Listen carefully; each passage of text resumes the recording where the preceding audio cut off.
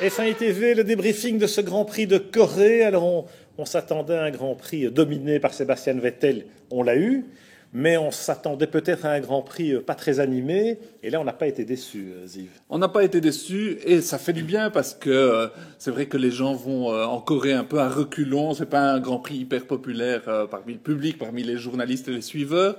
On a été gâtés, on a eu un beau Grand Prix, on a eu un Grand Prix animé de bout en bout, avec un immense vainqueur. Bon, on le dit à tous les 15 jours, on aura un magnifique champion du monde, Vettel. C'est clair qu'il a dominé son sujet comme il le fait depuis la mi-saison. Le retour aux gommes 2012, Pirelli a clairement remis Red Bull aux avant-postes et pénalise quelques autres équipes qui s'en sortaient pas mal avec les pneus. On pense à Mercedes, on pense à Force India, par exemple, dans le peloton. Les Lotus sont parvenus à tirer leur épingle du jeu ce week-end. Mais c'est vrai, coup de chapeau à Vettel d'abord, Ziv, avec la pole et avec une domination qui s'est exercée malgré les deux safety cars. Mais oui, il a été parfait comme d'habitude. C'est que d'abord il fait la pole, il n'y a personne qui la lui conteste. Et puis le départ magnifique, tout semble rouler comme il faut. Il n'a pas été inquiété du tout. Chaque fois qu'il y a eu un restart, il a fait comme il faut. Il a chaque fois repris 3-4 secondes et il a géré son avance. Donc c'est vraiment le signe d'un tout grand champion. Alors la bonne nouvelle, c'est qu'il n'a pas été hué sur le podium cette fois-ci. C'est vrai qu'on était un peu gêné après Singapour, et ça a fait les gros titres, y compris la newsletter de F1i, parce que vraiment, ça avait quelque chose de choquant. On a cherché des explications, on en a trouvé ou pas, c'est une autre histoire. Une des explications, c'était effectivement depuis son attitude en Malaisie, quand il a entre guillemets chippé cette victoire à Mark Webber contre l'avis de l'équipe. Alors c'est vrai que on l'avait jamais hué avant. Et il n'y a que après cet incident qu'il a été sifflé sur le podium. Alors, comme il le disait lui-même à Singapour, oui, là ils sont, c'est un groupe de supporters, ils sont un World Tour. C'est vrai qu'il y a beaucoup d'Australiens qui viennent à Singapour pour le Grand Prix, et effectivement, les supporters de Mark Webber, on peut le comprendre. Ce qui n'était pas le cas en Corée. Il y avait un peu de monde quand même, mais surtout des Coréens, et on n'est pas sûr qu'on va y retourner, mais bon, c'est une autre histoire. Webber, parlons-en, parce que en qualif, il est quand même de nouveau à côté de Seb, il n'y arrive pas, alors qu'on sait que c'est quand même une auto. Seb se qualifie 2 dixièmes devant Hamilton, et Webber, il est une demi-seconde, il n'y a pas photo. En revanche, en course, Webber a vraiment pas de peau. Une fois de plus, c'est sur lui que ça tombe. Alors c'est vrai que quand on est dans le peloton, quand on part de plus loin, on est emmerdé. Moi, j'ai quand même apprécié une très belle manœuvre de dépassement de Webber sur Alonso. Je ne sais pas si tu te souviens, dans la partie sinueuse, là, oui. On a eu peu de dépassements comme ceux-là, à part ceux aidés par le DRS. Et là, Webber montre qu'il a encore de beaux restes, malheureusement plus pour longtemps. Mais oui, mais c'est ce qui souligne en tout cas les performances de Vettel, parce que Webber a de très beaux restes, et c'est vrai qu'il est un peu en roue libre et qu'il termine sa carrière. Il va pas chercher le dernier carat, comme tu dis, mais c'est un super bon pilote. Mais d'un autre côté, il n'est pas en position de gagner un Grand Prix. En tout cas, ça fait longtemps qu'il n'a pas été en position de gagner un Grand Prix. Oui, le dernier doublé Red Bull, ça remonte à quand? Il y a un moment, voilà. Exactement. Donc on a une Red Bull extraordinaire, une Red Bull dominatrice, mais il n'y a pas de doublé. Donc il faut quand même se rendre à l'évidence que c'est Vettel qui fait la différence. Et Marc, avec toutes ses qualités, il est très sympa ce garçon. Mais maintenant, bon, c'est vrai que son esprit est clairement en endurance. Voilà, rendre à Vettel ce qu'est à Vettel. Alors coup de chapeau à Lotus au passage, même si on va parler évidemment davantage de Lotus dans la deuxième partie avec Romain Grosjean, évidemment, un double podium, Ziv. Et c'est Lotus, alors qu'on dit qu'ils ont soi-disant un genou à terre, qu'ils sont financièrement exsangues, etc., même s'il semblerait que les nouvelles soient meilleures.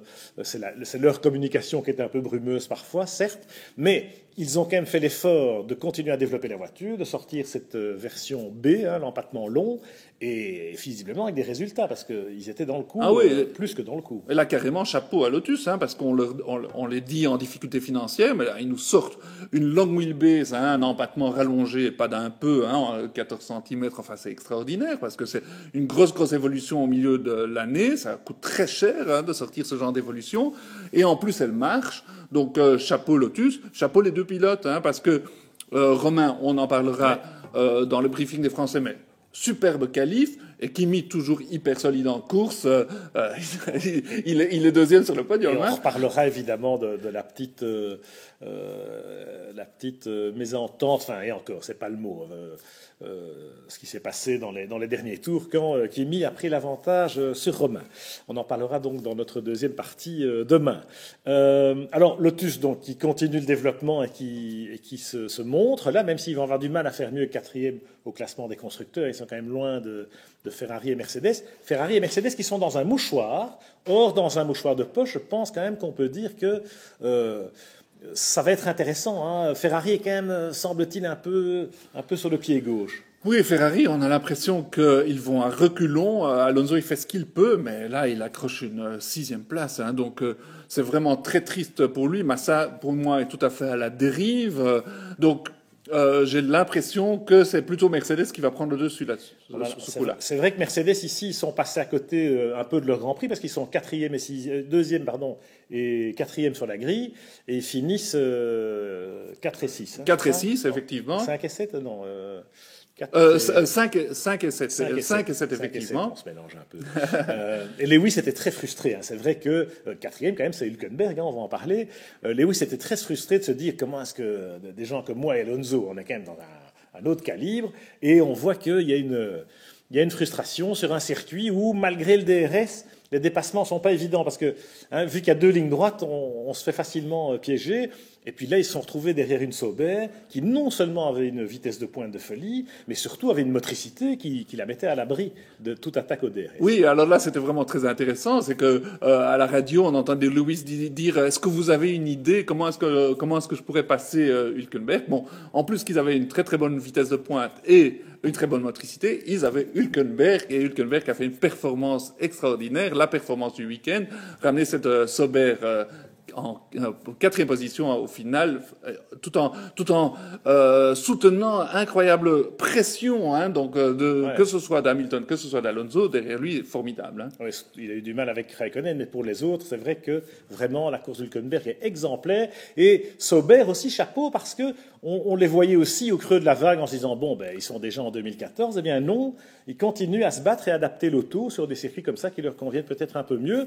Au passage, il faut quand même souligner qu'Esteban Gutiérrez est en Q3 pour la 2e fois. La progression du rookie mexicain, elle est significative.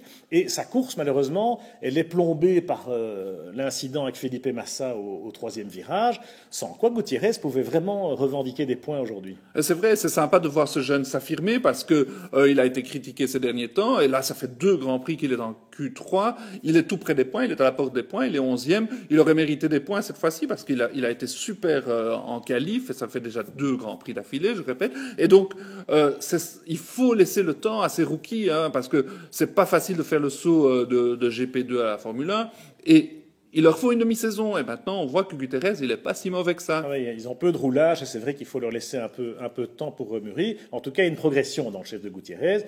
En face, il y a Hülkenberg qui est un client, donc un petit coup de sombrero au passage pour Esteban. McLaren limite les dégâts hein, avec Button toujours à sa place, solide. Avec Perez, ça a été une belle course. On s'est bien marré hein, pour les derniers points. C'était vraiment chaud bouillant dans le peloton et on a bien vu ça à la télé. C'était sympa. Oui, c'était sympa. Bon, Perez, effectivement. Hein, il y a une constante, hein, c'est que Perez il se qualifie pas aussi bien que Button.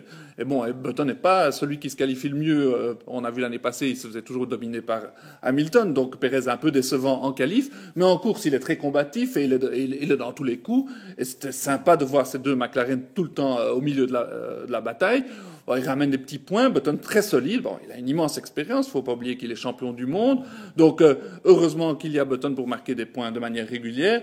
Et Perez qui apprend son métier dans un top team, c'est pas facile. Il est critiqué un tout petit peu pour l'instant. Espérons qu'il aura sa 2e année chez McLaren pour s'affirmer un peu plus. Oui, Perez comme Gutiérrez doivent effectivement sauver leur volant pour l'année prochaine. Bon, on sait qu'il y a un contexte économique et politique favorable pour eux, mais enfin, il faut le mériter sur la piste. McLaren, du coup, eh bien, qui s'éloigne un peu de la menace de Force India au classement des constructeurs. Hein. Force India, de nouveau, score vierge avec Di Resta qui, de nouveau, part à la faute. Donc ça, c'est psychologiquement dur parce que lui aussi est sur un siège éjectable. Bon, Pour le reste, on a bien rigolé dans ce peloton parce que il y a Pastor Maldonado qui a fait une course assez incroyable et qui n'a pas été récompensé de ses efforts. Il était combatif à la fin, il n'y avait plus de pneus, parce que lui, l'avant droit, il n'a pas très bien compris comment il fallait le préserver. Et forcément, dans les 10 derniers tours, il était à la rue, mais ça nous a valu des belles images. Oui, il a fait un début de course formidable. Il a profité probablement de l'incident de Massa au 3e virage pour se frayer un passage et pour se retrouver dans les points, ce qui était assez inespéré. Bon, il faut dire aussi que son coéquipier Bottas l'avait battu aux essais, et pas de peu, d'une demi-seconde. Donc il est pas mal, ce rookie. Il n'arrive pas à se mettre en évidence parce que la Williams n'est pas bonne, mais sur ce coup-là, Maldonado s'est mis en évidence. Et bon, dommage que Williams n'ait pas marqué des points au final. Hein. Avec Bottas qui finit devant Pastor finalement, puisque Pastor n'avait vraiment plus de pneus à la fin. Voilà, donc score vierge pour Williams encore, pour Toro Rosso aussi, on en reparlera avec Jean-Éric. Et pour Force India, demain, eh bien, le débriefing des Français avec évidemment Romain Grosjean et Lotus en tête d'affiche. Bien sûr.